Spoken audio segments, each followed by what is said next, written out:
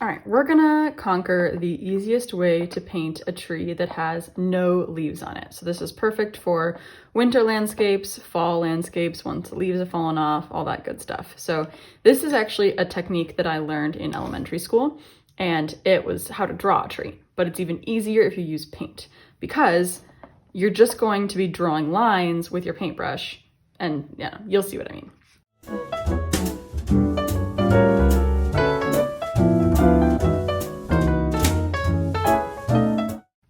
Starts with a tree trunk. Now, your tree trunk should not be too tall, and it should start kind of wider and get a little skinnier as it goes up. So I've got a medium-ish brush. This is a 6 with me today. I'm just gonna start by kind of deciding how tall it's gonna be.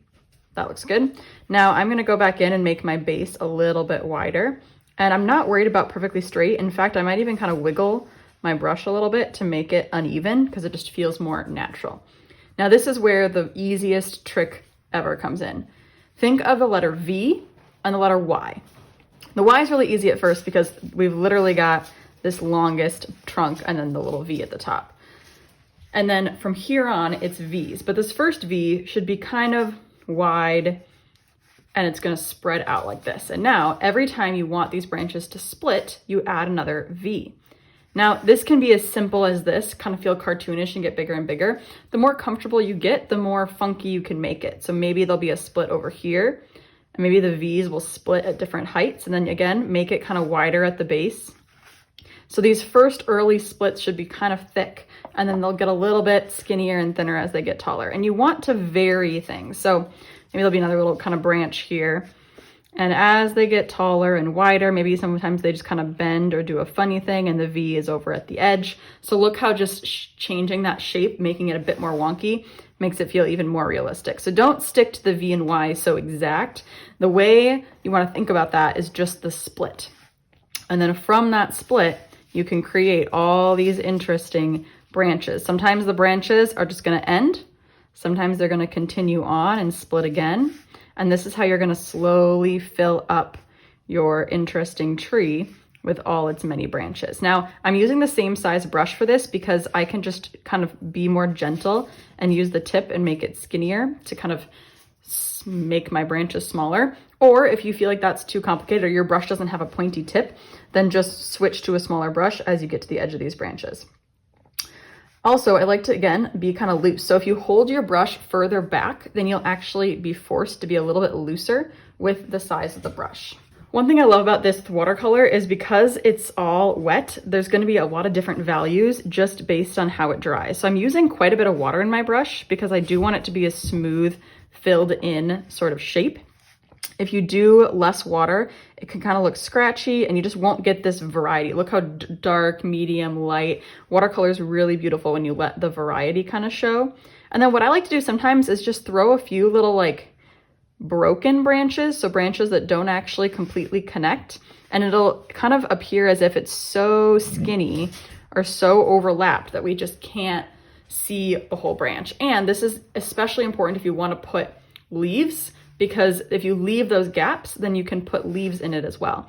Now, to make this really realistic, I'm gonna throw another branch kind of in the middle here and start to have things overlap, because trees do not leave space for each other. They overlap, they crisscross. So start to have some of your branches going where the other branches are. And this is, again, gonna just push that realisticness, that level of realism, even further by having all these branches overlap. If you've been hearing scuffling or crinkling and there was a bark a little bit ago, I apologize. That is Iro, my studio assistant. He woke up as soon as I came over here to do a tutorial because I'm talking and he thinks that I'm talking to him. So my apologies. I hope you enjoy his presence now that you know he's there.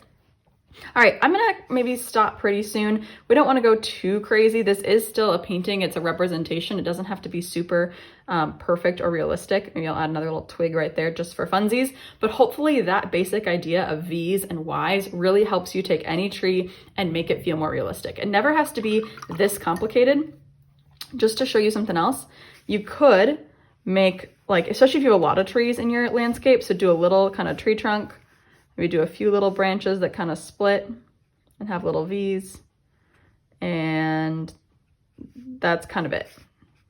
So this tree looks not only smaller, it looks further away, And I'm still using that same concept of V's, but I'm using it much more loosely and simply. And then you can do a lot more of them more quickly. So I can make a whole little forest of those trees. Or what I like to do is make these really wonky trees that like really bend over and do funny shapes, because this is where you can really create a mood in your piece of art by having this kind of wonky feeling where this tree is split. So I'm doing lots of little V's and Y's, and it's kind of leaning over.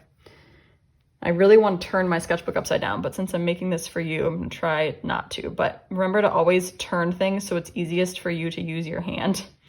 So I'm kind of giving myself a disadvantage by not turning my sketchbook to make it easier on my wrist.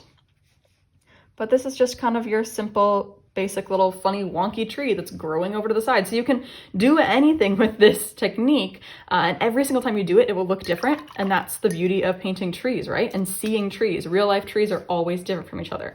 So I hope you take this and run with it. If you are looking for ideas of what to paint, check out in the description my free prompts, and you can check out some of my courses that dive further into different things, especially creating a habit of painting. I'm all about you painting regularly and joyfully. So I hope you continue to paint with me. Happy painting, and I'll see you in the next video.